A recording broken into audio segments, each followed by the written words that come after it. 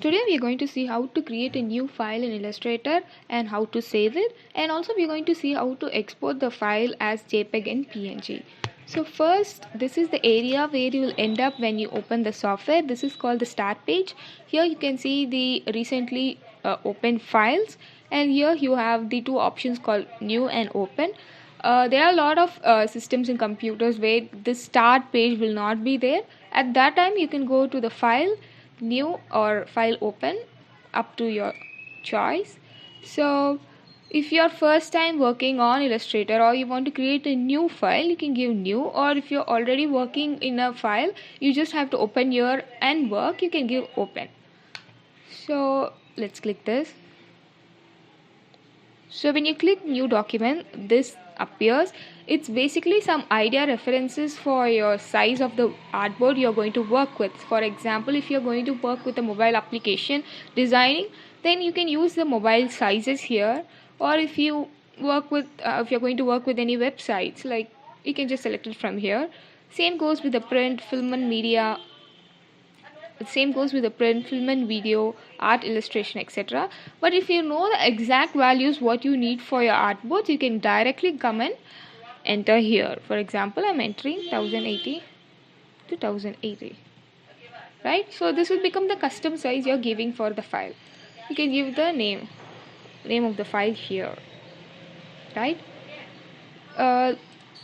If you're not comfortable working with pixels, you have only the measurement in millimeters, you can just click on that and give the millimeters of your wish.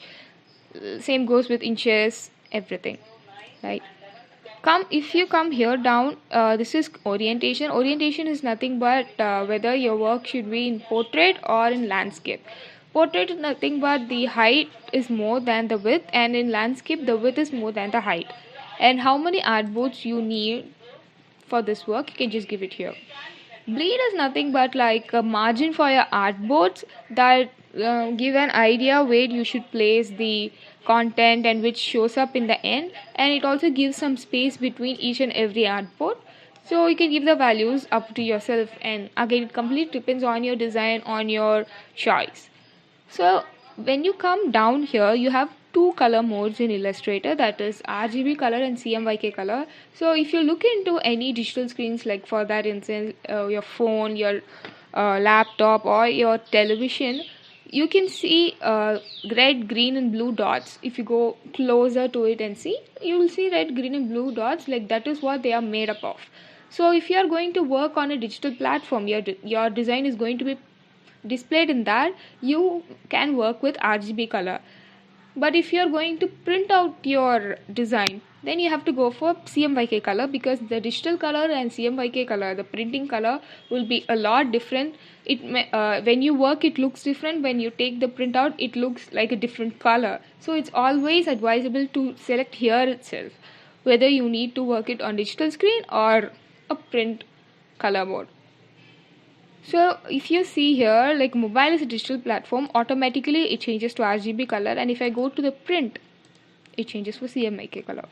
So it's up to you. Then if you go to the more settings, the same content here, it's here, but if you go down there, you can see the raster effects, that is the resolution of your work. This is notified by PPI, that is called pixels per inch. In 1 inch, how many pixels are to be placed. So for screen, 72 PPI is really great. For printing, 300 PPI is needed. And this is default. Illustrator is by default is a vector based software. It is not a pixel based, but if you want to work in a pixel based project, you can give the pixels and work on it. Or if you're going to design for something you're going to print, like for example, if you're designing the outer carton for a product, you can just design and give it to the someone who prints. You just have to place in correct position, so that time overprint options can really help you. And here you have the templates. So Illustrator by default has some templates like, CD, case print, t-shirt print, brochure, boxes and etc. You can just use them and design it. It's up to you if you want to use it, or it's okay if you don't even want to use that. So after giving all the things, create document.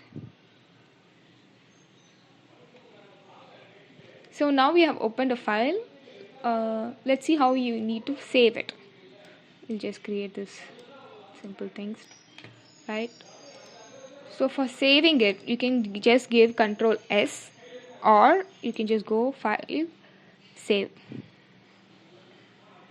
And we have different options for saving it. Like for example, you can save it as .ai, which means Adobe Illustrator. This is a format that only can be opened by Illustrator. You can give it as PDF, you can give it as EPS. EPS is also vector based file format, but you can open it in different vector softwares also. So yeah, you have different options here. Like you have to just select one and give save. Everything is saved. Okay. Yeah, this is how you save a file. But if you look into the save as options, you did not have JPEG, PNG, and all other options, but you need them for work. Like most of the work are taken in JPEG and PNG and used. For example, if you're designing a logo, you need the PNG format of the logo to be placed in other places, right? So at that time, you may be wondering you don't have it in save as. Like in Photoshop, you have it in save as itself, but here you don't have it because this is a vector based software. You need to export it as JPEG and PNG. So to export it as JPEG, file, export, export as. So the same way, the name, and you have this much options here. We are going to see JPEG and PNG now. So first we'll see the PNG. Use artboards. So if you don't click this, if you don't check it out, what happens is the whole screen with including all the artboards will be printed, which is totally useless. Like you are not going to use that. You need to give use artboard, and if you want all the artboards to be taken as PNG separately, you can give all. If you want only a specific artboard that has to be taken in PNG, you can just give the artboard value or the range, right? And you give export.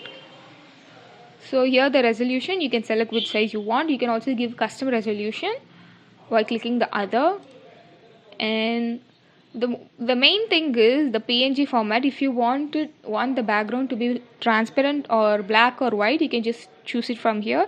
If it's white, you will not get that transparent background. So if you need it to be transparent, you have to give it here and then give OK. So your file will be saved as PNG, like exported as PNG. Now let's see how to export it as JPEG.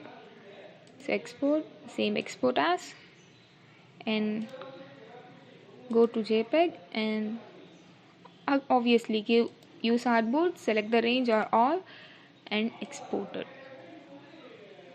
Here, like for example, if you're going to, here also you can change the color mode. Like if you're going to work, if you're going to print it out, you can say CMYK, or if you're going to use it for a digital purpose, you can save it as RGB, or if you want to do the monocolor black and white effect, you can give grayscale, right? And you have to select the file quality, and right, and then the resolution and everything, and click OK.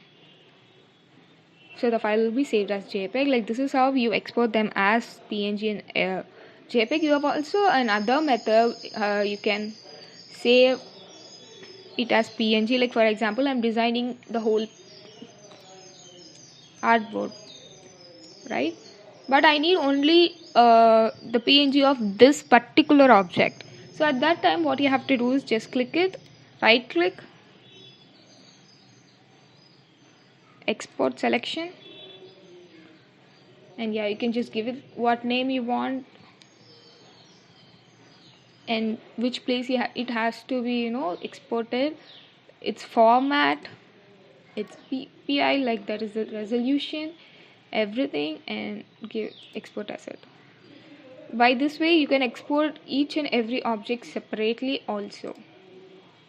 So I hope you understood how to create a new file, save it, and export it as JPEG and PNG. Hope you like it.